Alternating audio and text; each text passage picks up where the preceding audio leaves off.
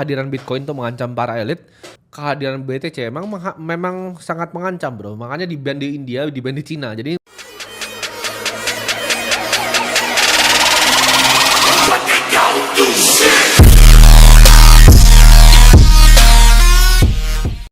nah, ini ada yang pertanyaan. Saya lagi investasi Bitcoin dari gaji UMR. Kadang ingin jadi investor, kadang ingin jadi trader. Sempat kepikiran keluar kerja dan buka usaha biar nambah modal. Gimana menurut cek lu? Nggak ikut webinar kemarin berarti? Ya. Karena itu udah kita jelasin, bro, di webinar ya. Kadang ingin jadi investor, kadang ingin jadi trader. Itu salah tuh konsepnya tuh. Ya. Setuju. Bitcoin tuh tempat tabungan, teman-teman. Itu tempat lu untuk store value. That's it. Ya. Kalau lu mau jadi seorang trader, trader itu adalah sebuah aktivitas yang menghasilkan income yang aktif. Itu sama seperti lu kerjain kerjaan UMR lu.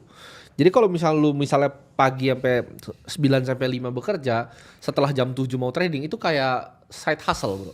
Itu beda dari bracket investasi dan beli Bitcoin. Ya. Itu completely different bracket. Itu kayak lu trader di jam trading itu selalu kayak kerja gitu loh.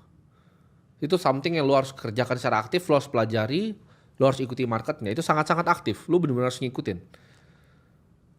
Gua sama Bro Kakak kan kita walaupun kaya dari kripto, tapi kita mulai dengan cara yang berbeda. Gua tuh dulu awalnya pedagang dan pengusaha.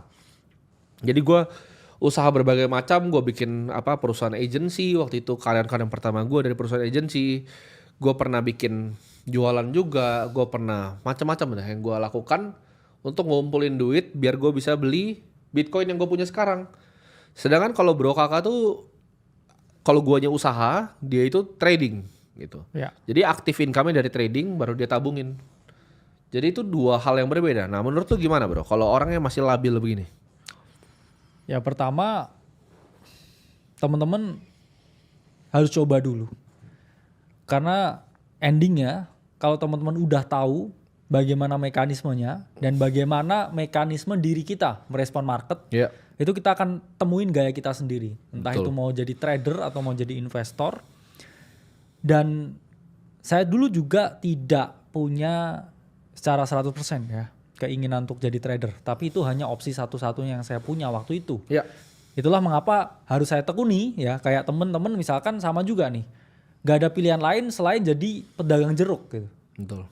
Ya teman-teman mau nggak mau ya harus jadi pedagang jeruk yang paling jago. Gimana jeruknya biar nggak busuk terus dia rugi. Gimana biar besok jeruknya habis terus.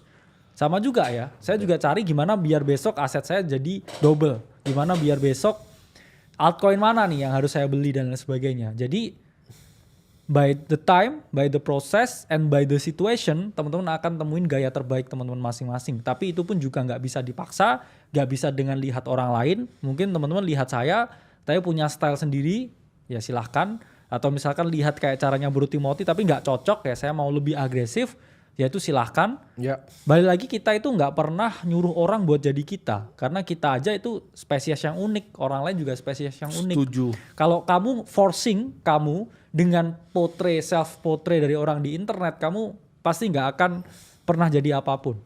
Kamu mungkin bisa melihat ya kita punya teknik, kita punya metode, atau kita punya semangat dalam hidup. Itu yang harusnya kamu ambil, terus kamu temuin bentukmu sendiri. Karena kita banyak sekali di titik ini pun lihat orang yang pengen banget copycat jadi kita berdua. Ngelakuin apapun, dipersisin semua, sama ininya.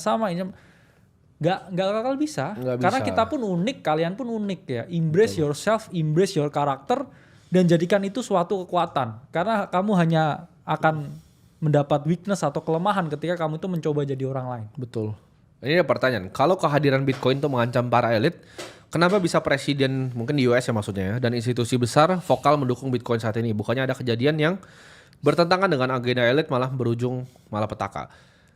Jawabannya sederhana ya. Kehadiran BTC memang sangat mengancam, bro. Makanya di-ban di India, di-ban di Cina. Jadi kalau presiden mungkin lu harus paling jelas presiden yang mana. Ya, karena di Cina itu di-ban ya. Bitcoin itu di-ban, mining Bitcoin di-ban, transaksi Bitcoin crypto, payment di-ban. Ya. Outright ban. Kalau kita kan mungkin masih progresif ya, bro ya. Masih kita diterima ngomong sebagai abu-abu aset lah ya. Ya, masih belum abu-abu. Jelas tapi arahnya 100% juga belum. Ya. Tapi kalau misal di Cina itu pure di-ban ya. Dan jawabannya sederhana ya, udah tidak bisa di stop. Ini kayak banjir, bro. Udah terlanjur banjir, nggak bisa di stop.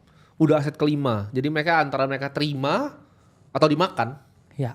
Karena software, IT, teknologi itu nggak pernah nunggu orang.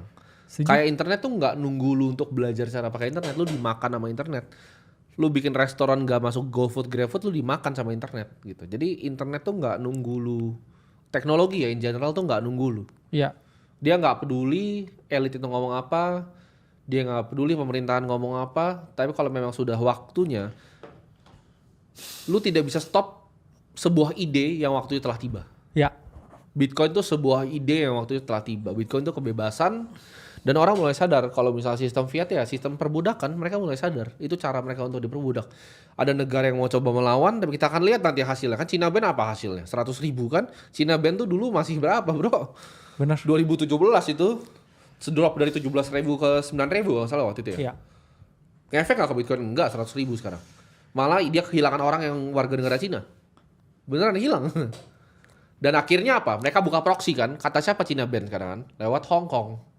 Ya. Hong Kong semua Justin di Hong Kong, semua di Hong Kong. Dan regulasinya sangat advance di Hong Kong. Jadi memang iya di mainland Cina-nya enggak. Tapi kan nyebrang naik pesawat ke Hong Kong. Yes. Jadi jawabannya nggak bisa di stop. Mereka adopsi karena sudah tidak bisa di stop.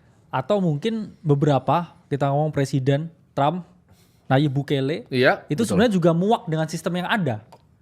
Dan dia mungkin juga melihat Bitcoin ini sebagai, ya kita ngomong pedang kecil ya. Ya. Yang kalau dia susupin kecil aja di dalam sistem, itu bisa diserap semuanya. Betul. Memang belum gede ya. Kalau kita ngomong market cap transaksinya Bitcoin dengan TradFi itu nggak ada apa-apanya. Iya, Bahkan di betul. US sendiri mungkin 1% doang transaksinya. Tapi dari 1% kalau dilakuin 1% setiap hari bro, ya kita ngomong Ikigai, Iya betul. kita nggak ngerti setahun tuh jadi apa, satu dekade jadi apa.